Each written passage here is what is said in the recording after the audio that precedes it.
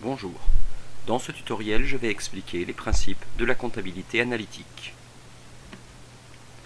En comptabilité générale, l'entreprise enregistre tout au long de l'année différentes charges liées à ses achats, aux factures de téléphone, de gaz, d'électricité, au loyer, à l'entretien notamment. Elle a également divers produits qu'elle facture au travers de ses ventes. Toutes ces factures sont enregistrées en comptabilité générale et concourent à former le résultat de l'exercice ainsi que le bilan lors des mouvements financiers. Ces mêmes charges et produits permettent de calculer différents coûts dans l'entreprise comme le coût d'achat, le coût de production, le coût lié à la distribution et la somme de l'ensemble de ces coûts qui s'appelle le coût de revient. Par différence entre le prix de vente et le coût de revient, on obtient alors la marge. L'ensemble de ces indicateurs fait partie de ce qu'on appelle la comptabilité de gestion. Prenons un exemple pour en montrer l'utilité. Admettons que l'entreprise fabrique 3 produits différents, A, B et C, qu'elle ait réalisé à la fin de l'exercice un bénéfice global de 100, avec pour détail 80, 50 en bénéfice pour A et B et une perte de 30 pour C. Cet exemple permet d'illustrer l'importance de la comptabilité analytique qui permet de calculer des coûts, des marges, d'établir des prévisions, des tableaux de bord, de calculer et d'interpréter des écarts et bien sûr être un outil à la prise de décision puisqu'ici peut-être des décisions sont à prendre sur la branche C. Distinguons tout d'abord charges directes et charges indirectes. Les différentes charges de la comptabilité générale sont incorporées en comptabilité analytique, sauf les charges exceptionnelles. Elles sont ensuite séparées en deux groupes. Les charges directes, qui peuvent être directement affectées à un coût sans aucun retraitement. Il s'agit par exemple des achats de matières premières qui entrent en intégralité dans le coût d'achat, de la main-d'œuvre directe qui entre en intégralité dans tel ou tel atelier pour la production. Deuxième groupe, les charges indirectes, comme le loyer, le téléphone, la consommation d'énergie, qui devront être ventilées dans différents centres selon des clés de répartition. Ces clés peuvent être la surface, le temps, le poids. Reste bien sûr à trouver la clé de répartition la plus pertinente. Expliquons la méthode du coût complet. Les différentes charges de la comptabilité générale sont reprises dans la comptabilité analytique. Certaines sont directes, d'autres sont indirectes et vont transiter par un tableau qui prend le nom de tableau de répartition des charges indirectes. Les charges directes vont être imputées directement dans les différents coûts, tandis que les charges indirectes vont être imputées en fonction des unités d'œuvre calculées. Ainsi, le coût d'achat des matières premières est égal aux achats de matières premières, charges directes, plus les charges indirectes liées à l'approvisionnement. On calcule bien sûr autant de coûts d'achat distincts que de matières premières utilisées. L'étape suivante consiste à mettre à jour la fiche de stock de matières premières. Là encore, on observe autant de fiches de stock que de matières premières dans l'entreprise. On arrive au deuxième coût, le coût de production, dans lequel on retrouve de la matière première. On ajoute la main-d'œuvre directe et on rajoute également des charges indirectes liées aux ateliers. Chaque produit fini entre ensuite dans une fiche de stock de produits finis et il ne reste plus qu'à calculer le coût de revient en ajoutant les charges directes de distribution et les charges indirectes de distribution. Voyons maintenant comment se présente le tableau de répartition des charges indirectes. Il est divisé en centres d'analyse, ce sont des colonnes. Les montants proviennent des charges de la comptabilité générale et sont ensuite ventilés en fonction de clés de répartition. On distingue deux groupes de centres, les centres auxiliaires comme l'entretien ou la gestion du personnel, qui vont se déverser dans les centres principaux lors d'une répartition secondaire. Puis, les centres principaux comme l'approvisionnement, la production et la distribution qui respectent le cycle de production d'une entreprise. Chaque centre d'analyse est mesuré grâce à une unité d'œuvre qui doit être choisie de façon pertinente. Ce peut être des tonnes, des kilos, des mètres carrés, des euros, des heures par exemple. Prenons un exemple pour expliquer. Dans cet exemple, nous disposons de 4 centres principaux classés dans l'ordre du cycle d'exploitation de l'entreprise. D'abord une phase approvisionnement ou achat, puis 2 ateliers et enfin la phase de distribution. Les totaux après la répartition secondaire correspondent à des valeurs qui n'ont pas pu être affectées directement dans des coûts. Il s'agit par exemple de l'énergie ou du téléphone dans l'entreprise, qui concerne bien sûr toutes les phases de l'entreprise et tous les ateliers de l'entreprise. Pour chaque centre, une unité d'œuvre a été choisie. 100 € d'achat pour le centre approvisionnement, chaque chaise fabriquée pour l'atelier 1 ou l'atelier 2 et chaque chaise vendue pour le centre distribution. Le nombre d'unités d'œuvre provient du sujet et le coût d'une unité d'œuvre s'obtient par division entre le montant à répartir et le nombre d'unités d'œuvre. 3591 divisé par 179 nous donne 20 €, ce qui signifie qu'à chaque fois que l'entreprise achète pour 100 € de matières premières, alors elle a 20 € en plus de frais d'achat. Dans le processus analytique, après avoir complété le tableau de répartition des charges indirectes, il faut maintenant calculer le coût d'achat des matières premières. Il faut bien sûr calculer autant de coûts d'achat différents que de matières premières, sachant que le coût d'achat est égal au prix d'achat de la matière première, plus les frais d'achat qui peuvent porter sur le transport ou l'assurance par exemple, en respectant bien la nature de l'unité d'œuvre qui a été choisie dans le tableau de répartition des charges indirectes. Dans notre exemple, l'entreprise a acheté du bois, de la paille et du tissu. Pour calculer le coût d'achat du bois, elle a tout d'abord acheté 300 kg de bois à 35 €, ce qui fait 10 518 €, auxquels s'ajoutent les frais d'approvisionnement. Il faut bien sûr respecter la nature de l'unité d'œuvre choisie dans le sujet. On nous disait ici pour 100 € d'achat, on a donc obtenu la quantité de 105,18 en divisant 10 518 par 100. La valeur de 20 provient du coût de l'unité d'œuvre trouvé dans le tableau de répartition des charges indirectes. Ainsi, on arrive au fait que les 300 kg de bois ont coûté non pas 10 518 €, mais avec les frais 12 624 €, soit 42 € pour chaque kilo. L'étape suivante du processus consiste à mettre à jour les fiches de stock des matières premières. Là encore, il nous faut autant de fiches de stock que de matières premières différentes. Pour valoriser les stocks, il existe 4 méthodes principales. La méthode du coût unitaire moyen pondéré en fin de période, du coût unitaire moyen pondéré après chaque entrée, méthode FIFO, first in, first out, ou LIFO, dernier entré, premier sorti. Prenons un premier exemple avec la méthode CUMP.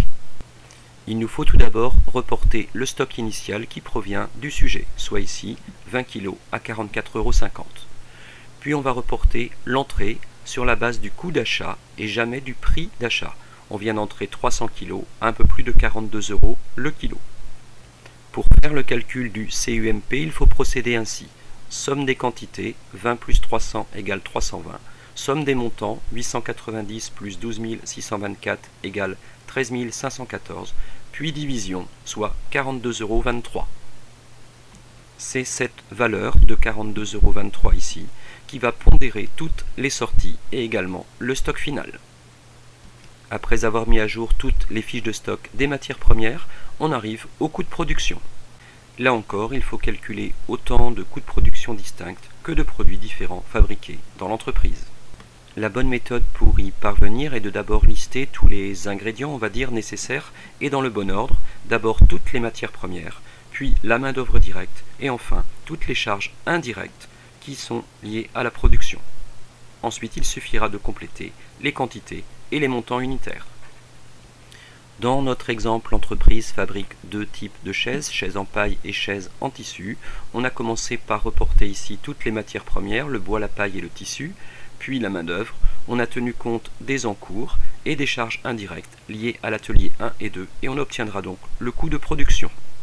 Pour les matières premières, il suffit en fait de reporter les lignes sorties des fiches de stock de matières premières.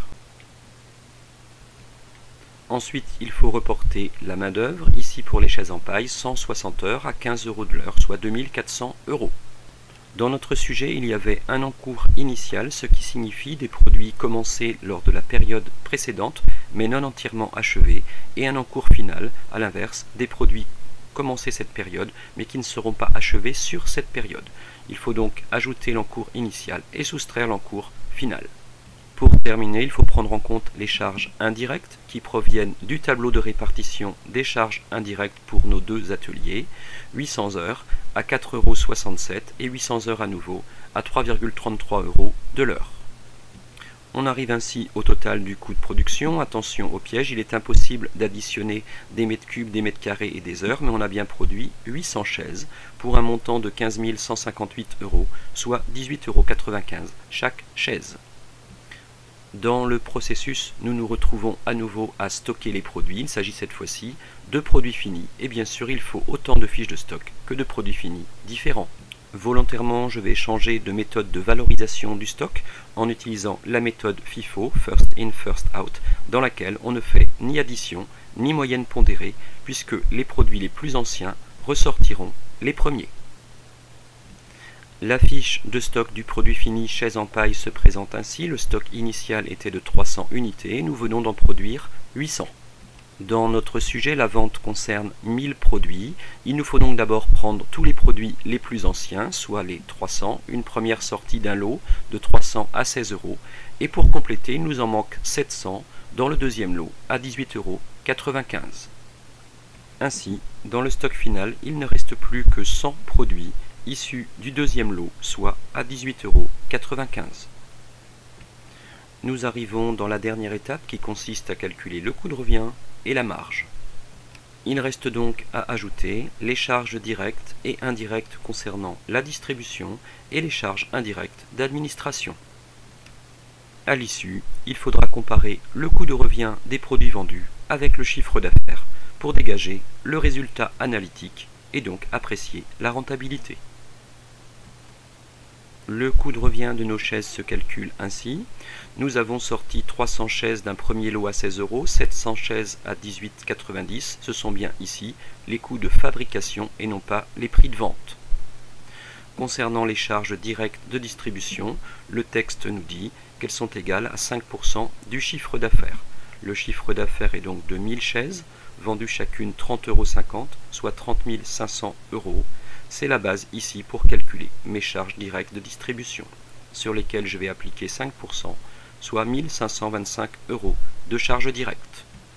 Le terme centre distribution signifie les charges indirectes. Les 96 centimes proviennent donc du tableau de répartition des charges indirectes qui laissait entendre que pour chaque chaise vendue, il y avait 96 centimes de frais.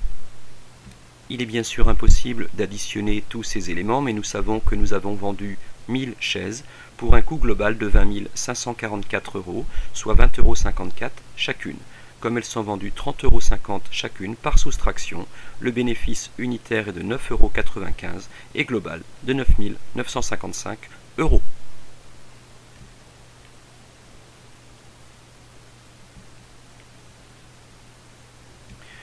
Voilà, je vous souhaite bonne révision, bon courage sur ce thème en vous rappelant toutes les ressources à disposition pour me contacter sur l'adresse académique, sur le blog où vous retrouvez des ressources comptabilité, économie, gestion et les deux chaînes YouTube, la chaîne Serge Potiron Éducation pour les matières. Ensuite, il faut reporter la main d'œuvre, ici pour les chaises en paille, 160 heures à 15 € de l'heure, soit 2400 €. Dans notre sujet, il y avait un encours initial, ce qui signifie des produits commencés lors de la période précédente, mais non entièrement achevés, et un encours final, à l'inverse, des produits commencés cette période, mais qui ne seront pas achevés sur cette période. Il faut donc ajouter l'encours initial et soustraire l'encours final.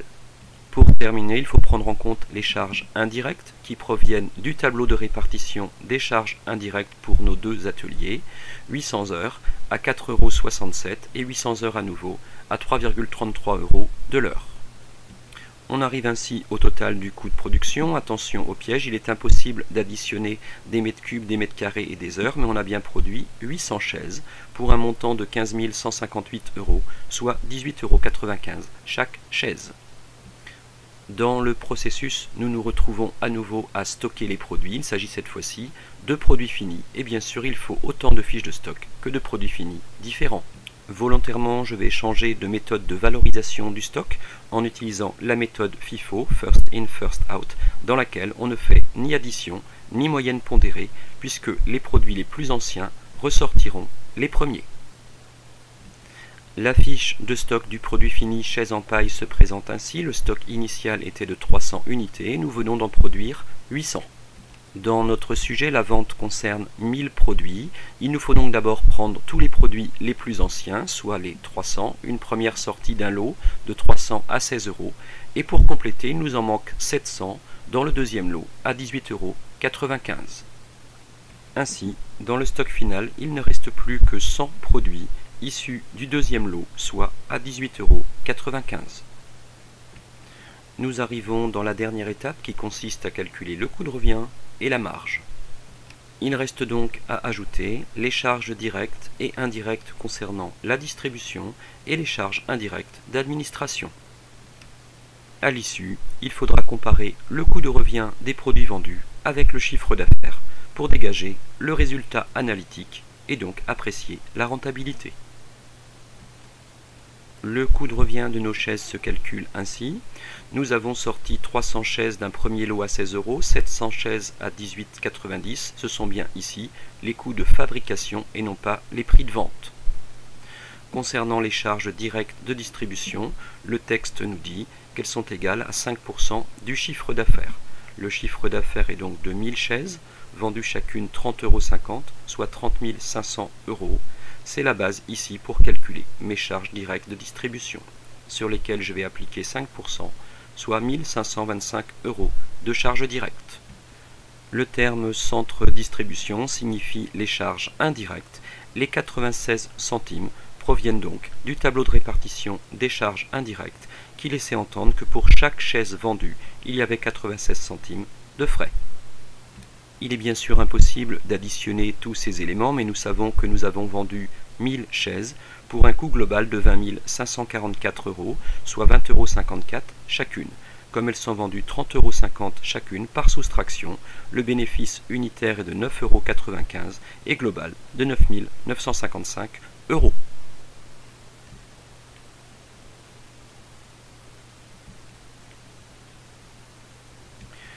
Voilà, je vous souhaite bonne révision, bon courage sur ce thème en vous rappelant toutes les ressources à disposition pour me contacter sur l'adresse académique, sur le blog où vous retrouvez des ressources comptabilité, économie, gestion et les deux chaînes YouTube, la chaîne Serge Potiron Éducation et la chaîne Serge Potiron Économie.